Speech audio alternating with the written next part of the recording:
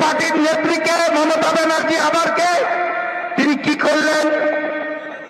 Anubrata Mondal 150 KG তার ওজন, heavyweight নেতা, তিনি আকণ্ঠ মদ্যপান করে বোলপুরের আইসিকে বললেন তোমার স্ত্রী আর মাকে আমি ধর্ষণ করব।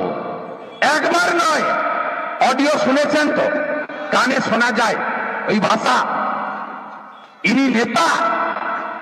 মমতা ব্যানার্জি কি করলেন? উনার 4টে সিকিউরিটি ছিল, 22টা সিকিউরিটি করে দিলেন। জেলাতে উনি জেলে যাওয়ার সময় কমিটি করেছিলেন, কমিটি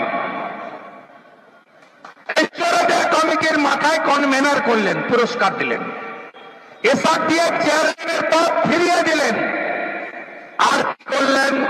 বোলপুরের আইসি বেচারা, তাকে প্রথমে নিয়ে গেলেন জলপাইগুড়িতে, তারপরে টিভিতে এলো ডিমোশন ডিমোশন ডিমোশন, তাকে এনে দক্ষিণ 24 পরগনার কোথাও একটা গ্যারেজ করে দিলেন।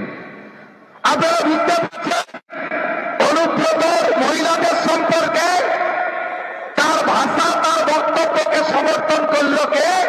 মমতা ব্যানার্জি আবার কে? বল ফুটেছে না কৃষ্ণমন্ডল? এখন দুটো মাল তুলছ দুজনকে দিয়ে। একটার নাম ওই প্রাইমারির চেয়ারম্যান ছিল প্রলয়, আর একটা বিশ্বরূপ, তাই তো? আমার ঠিক আছে, সাইকেলকে তো দেখা যায় না, সিকিউরিটির 200 কোটি, আর তাহলে মালিকের কত বুঝুন, কত বড় চোর।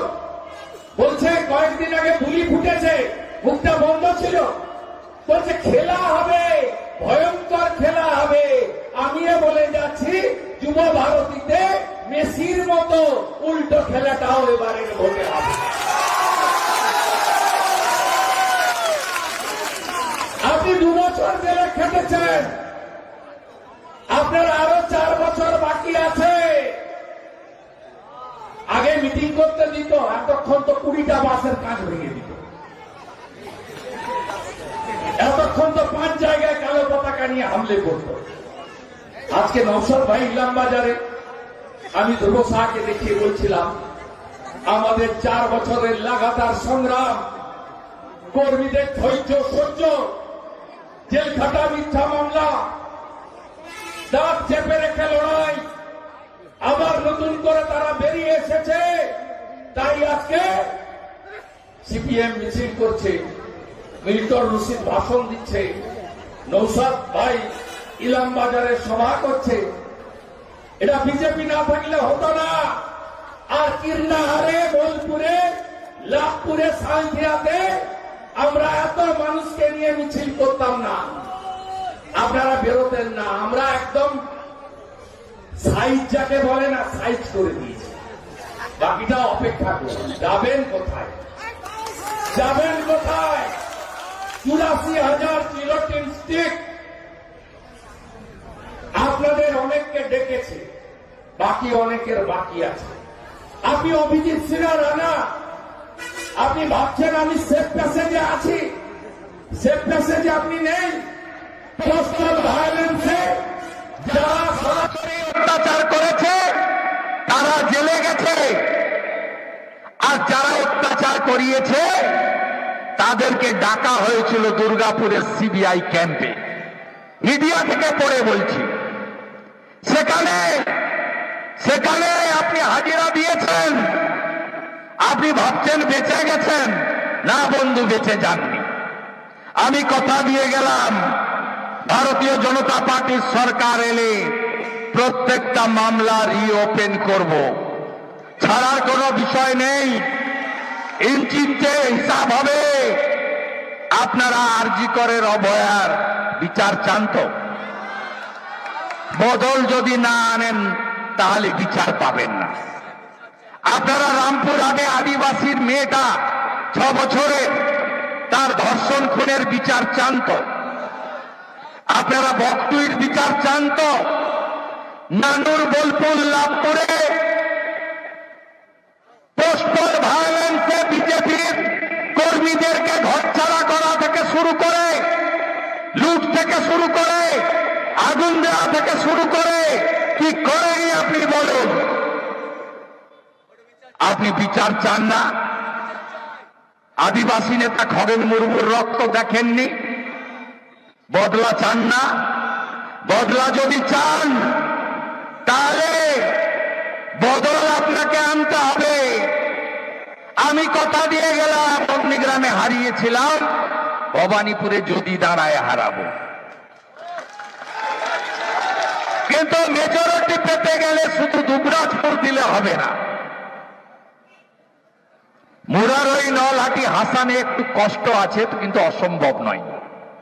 বাকি 8টা তো ইজি ইজি। 4 মাস বাকি আছে।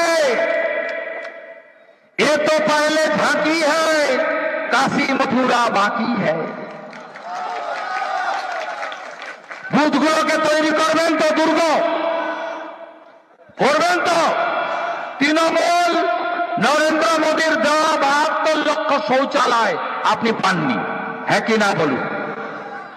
নরেন্দ্র মোদী 40 লক্ষ বাড়ি দিয়েছে প্রধানমন্ত্রী আবাসে, আপনি পেয়েছেন, হ্যাঁ কি না বলুন? নলে জল, জল জীবন মিশন মোদীজি 8,000 কোটি টাকা দিয়েছে, আপনি পেয়েছেন, হ্যাঁ কি না বলুন? পাননি তো। হাতের কাজ যারা করেন, ঝুড়ির কাজ, বেতের কাজ, মাদুরের কাজ, কাঁসার কাজ, পিতলের কাজ, মাটির কাজ, সোনার কাজ, নরসুন্দর নাপিতের কাজ, ধনির কাজ, মালা তৈরি ফুলের মালাকারের কাজ, তাঁতির কাজ, সুতারের কাজ, তামারের কাজ, কুমারের কাজ বিশ্বকর্মা যোজনা দিয়েছে, হ্যাঁ কিনা? 8 লক্ষ পিটিশন আজকে রেখেছে, হ্যাঁ কিনা? তাড়াবেন না? চাকরি আছে, চাকরি আছে, পড়াশোনা আছে। কলেজগুলো কেন ফাঁকা? বীরভূম জেলার সব কলেজ ফাঁকা, দরজা খোলা, অধ্যাপক বসে আছে, ছাত্র নেই, ছাত্রী নেই।